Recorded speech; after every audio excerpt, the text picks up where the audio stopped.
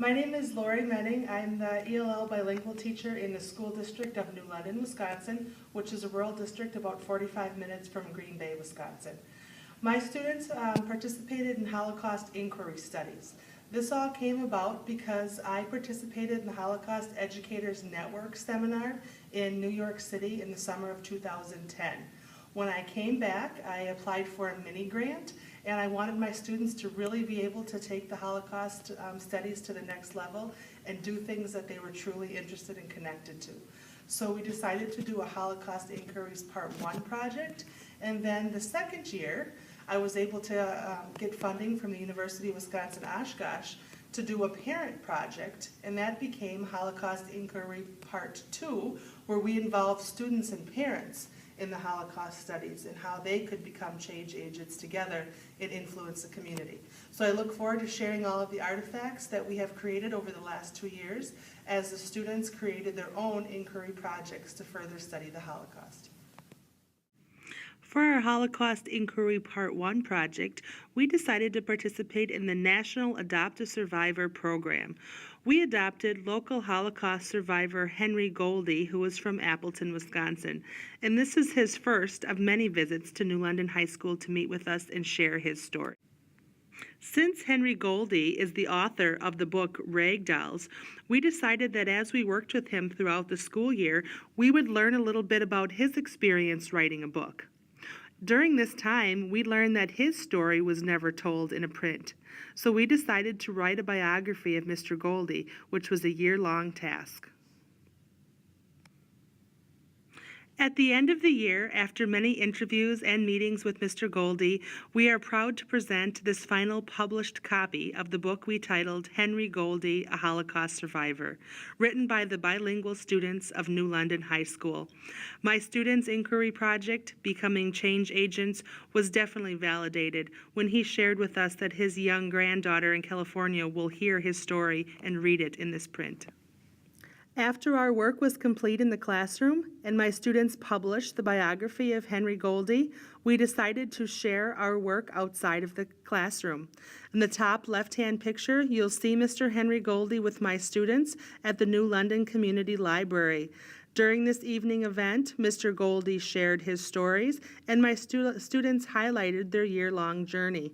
Together, they created the t-shirts that you see them wearing, and they stand together as change agents with Mr. Goldie to assure that the Holocaust or other genocides do not happen again in the future.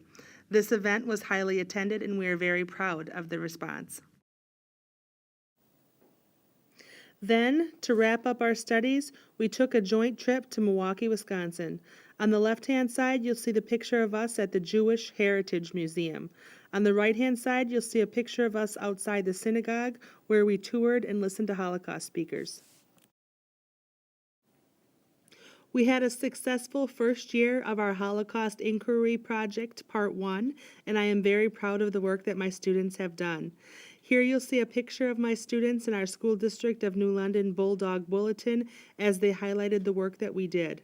I am very thankful for the Holocaust Educators Network for providing us the mini grant to make this opportunity possible for all of my bilingual students in the school district of New London. I would also like to thank the district for being supportive of our ongoing project. After a very powerful year 1 of our Holocaust Inquiry Project, my students gathered in year 2, which was last September, to plan how they would continue their work as change agents.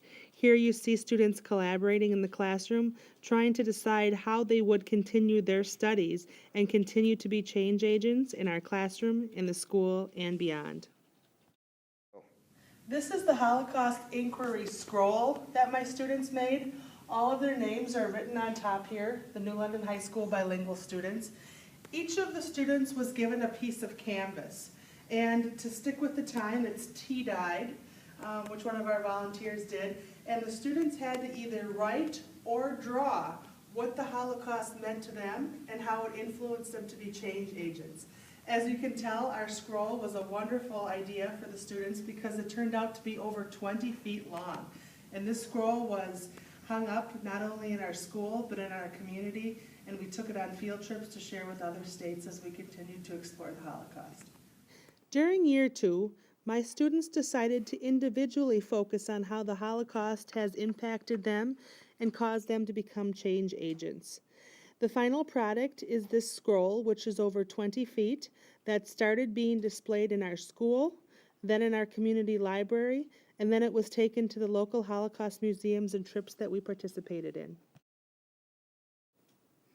To wrap up our Year 2 Holocaust Inquiry Project, we took our studies outside the state of Wisconsin.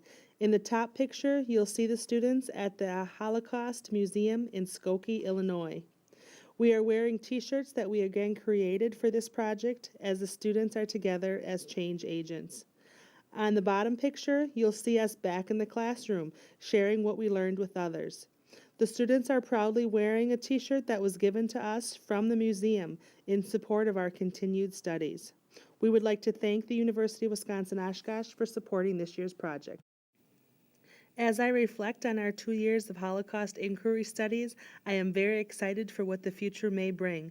I have a motivated group of change agents who I am sure will make a difference in our future.